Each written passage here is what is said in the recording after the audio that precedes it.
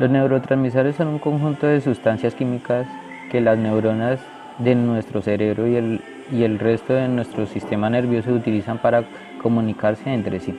Sin embargo, no todos los neurotransmisores tienen el mismo efecto sobre nuestro organismo ni sobre las células y órganos que los componen. Por ejemplo, el neurotransmisor conocido como glicina tiene efectos específicos sobre unos receptores específicos, mientras que otras sustancias como la dopamina o la serotonina afectan a otras regiones y producen otras repercusiones psicofisiológicas. Muy buenas noches, mi nombre es Nina Camila Marín y en la noche de hoy les voy a hablar de los neurotransmisores. Iniciamos con la acetilcolina. Esa es una sustancia química que participa como neurotransmisor en las actividades de un número de neuronas.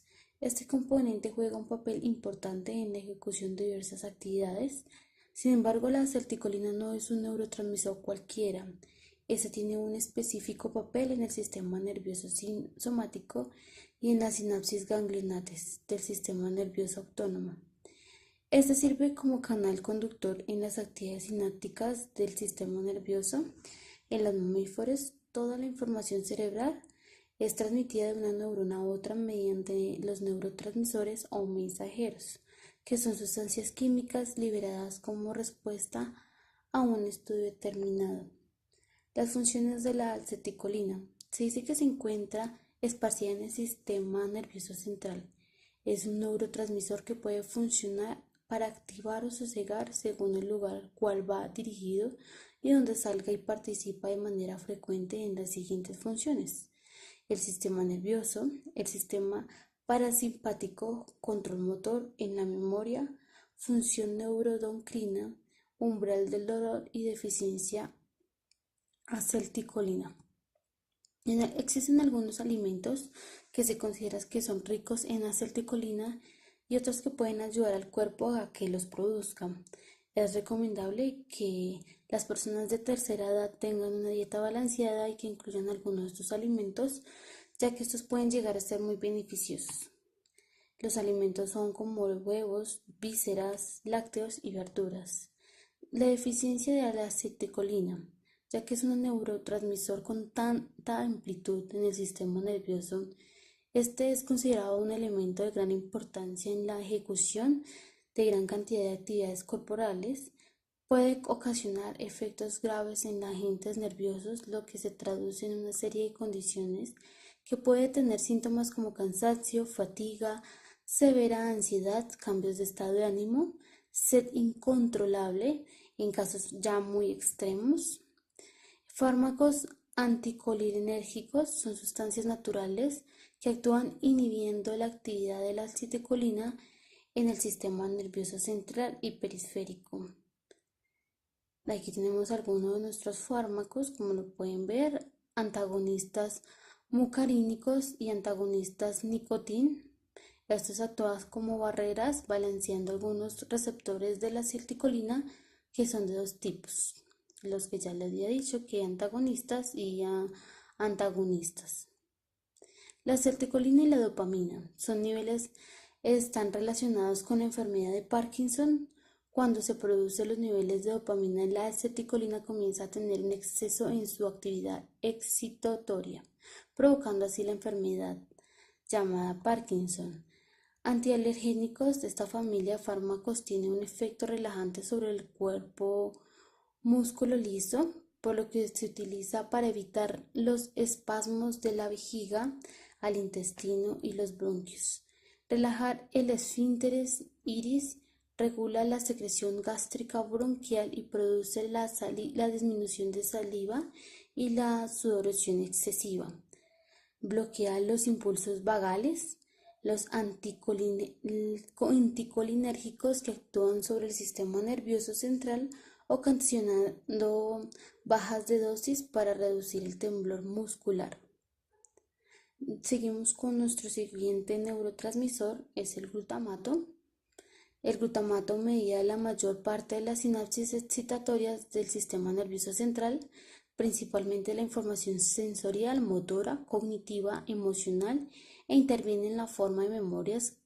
Se dice que es uno de los neurotransmisores también muy importantes. Su proceso, tiene su inicio en el ciclo de Krebs o cielo, los ácidos discarboxílicos. El Krebs es una ruta metabólica o sucesión de reacciones químicas con el fin de producir la respiración celular en la mitocondria.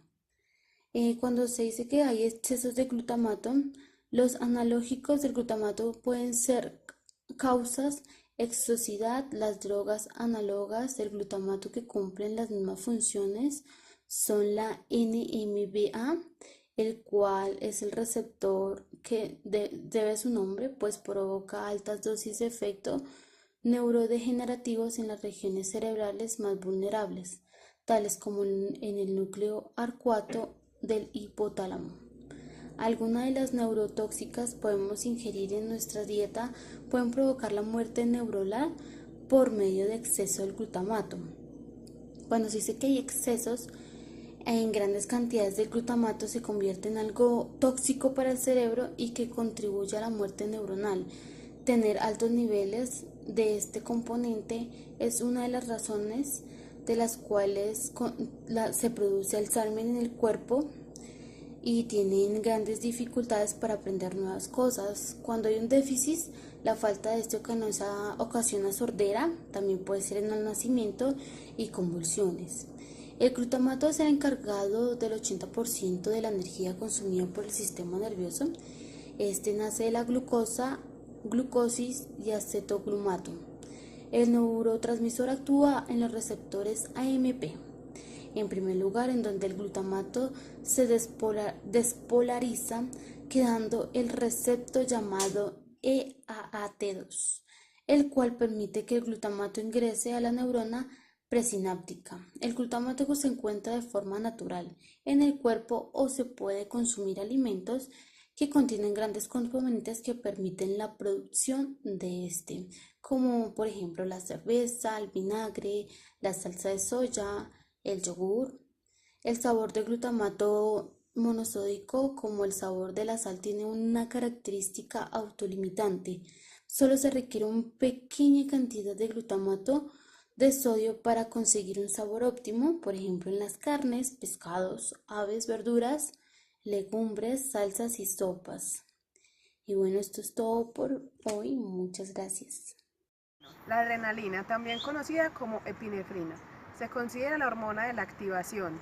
Esta sustancia forma parte del grupo de las monoamídas, unos neurotransmisores que se vierten al torrente sanguíneo y se sintetizan a partir de la tiroxina.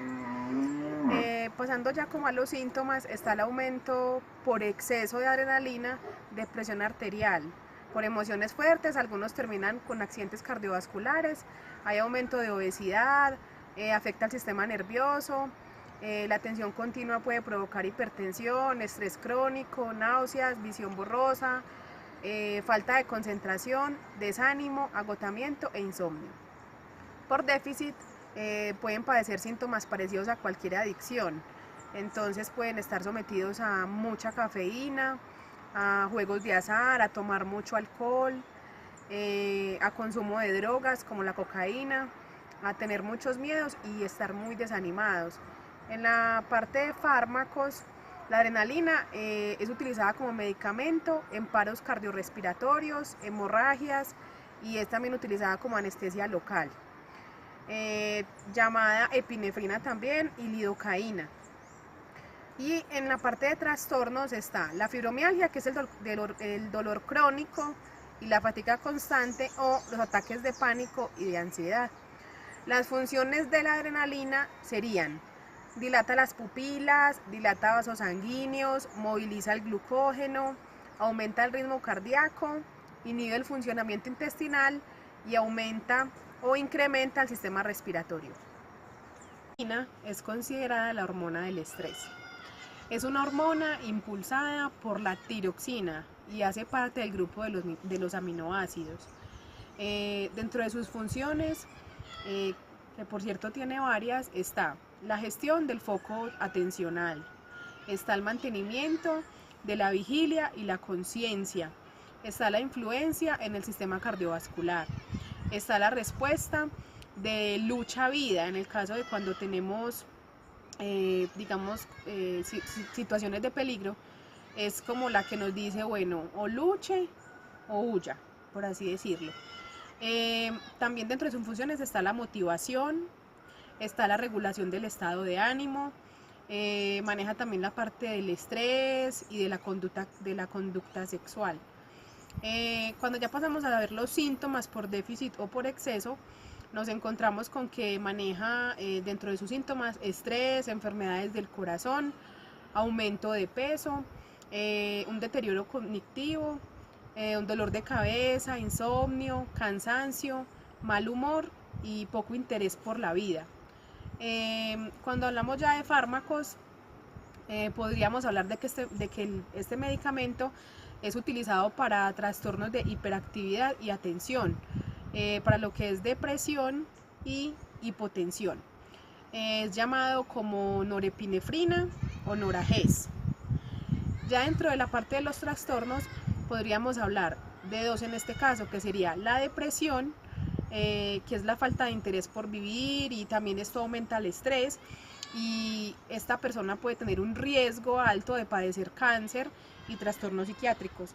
Aparte de eso, también está el trastorno de TDAH, que es el déficit de atención e hiperactividad. Entonces, para estos trastornos se utilizan fármacos como este que les dije anteriormente. El GABA, ácido gamma anibutírico, es un neurotransmisor ampliamente distribuidor de las neuronas del corte cerebral. ¿Qué significa esto? Pues el GABA es un tipo de sustancia que es utilizado para neuronas del sistema nervioso a la hora de comunicarse entre sí a través de unos espacios, llamados espacios sinápticos, por los cuales se conecta entre ellas. Ahora bien, el GABA es tan solo uno de los muchos tipos de neurotransmisores, de los muchos que actúan en el cerebro. Es por eso que realiza algunas funciones que otros neurotransmisores no hacen. Su función es la de ser un neurotransmisor inhibitorio.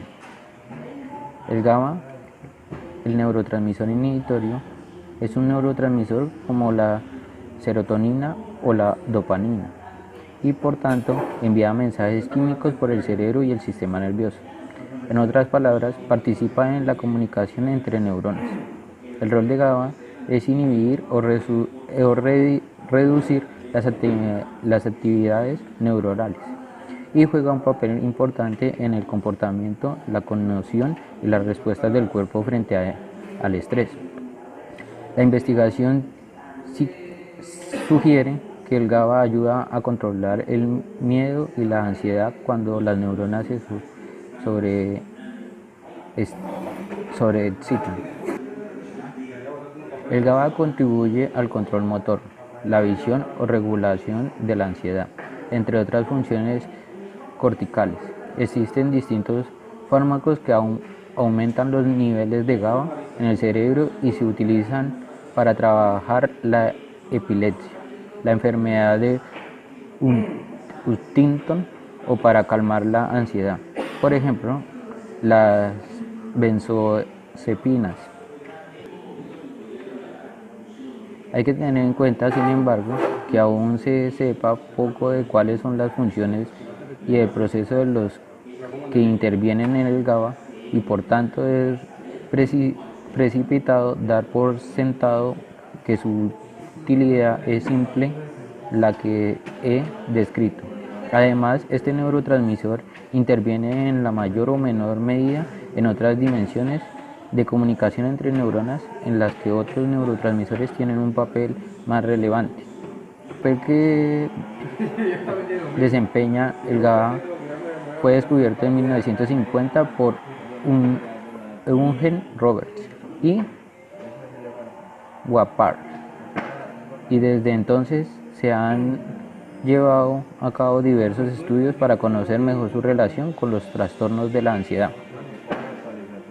En las últimas décadas, la investigación sobre el GABA y las benzodiazepinas han sido numerosas, básicamente para buscar tratamientos contra la alteración patológica del miedo y la ansiedad.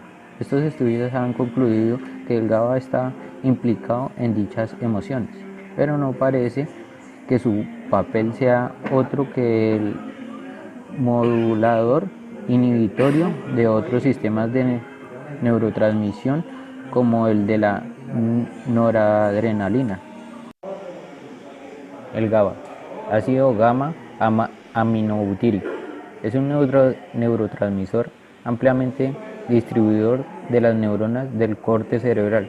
¿Qué significa esto? Pues que el GABA es el tipo de sustancia que es utilizado para las neuronas del sistema nervioso a la hora de comunicarse entre sí a través de unos espacios llamados espacios sinópticos, por los cuales se conecta entre ellos.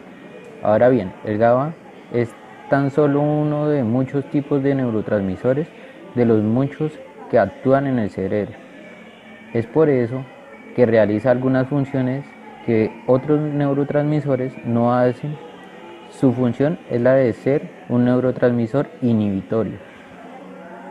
El GABA contribuye al control motor de visión o regulación de ansiedad, entre otras funciones corticales. Existen distintos fármacos que aumentan los niveles de GABA en el cerebro y se utilizan para tratar la epilepsia, las enfermedades de Huntington o para calmar la ansiedad.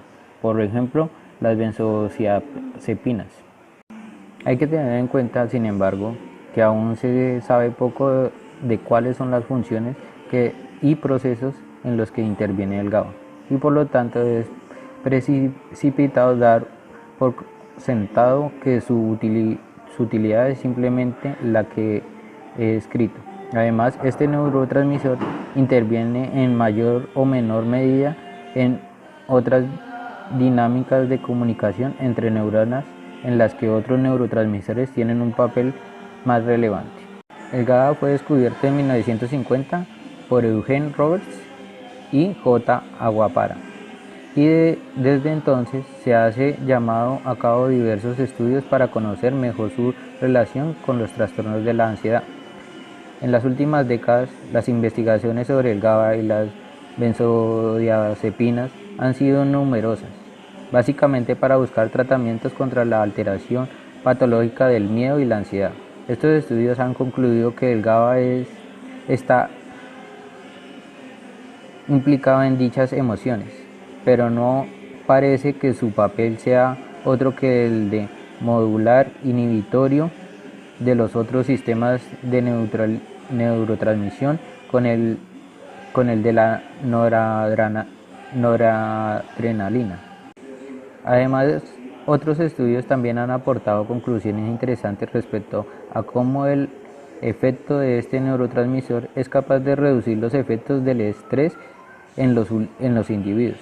En un experimento publicado en el Journal of Neuroscience se demostró que cuando los individuos realizan ejercicios físicos de forma regular, el nivel de neuronas GABA aumenta en el cerebro, lo que afecta al hipocampo ventral, una región del cerebro vinculada a la regulación del estrés y la ansiedad.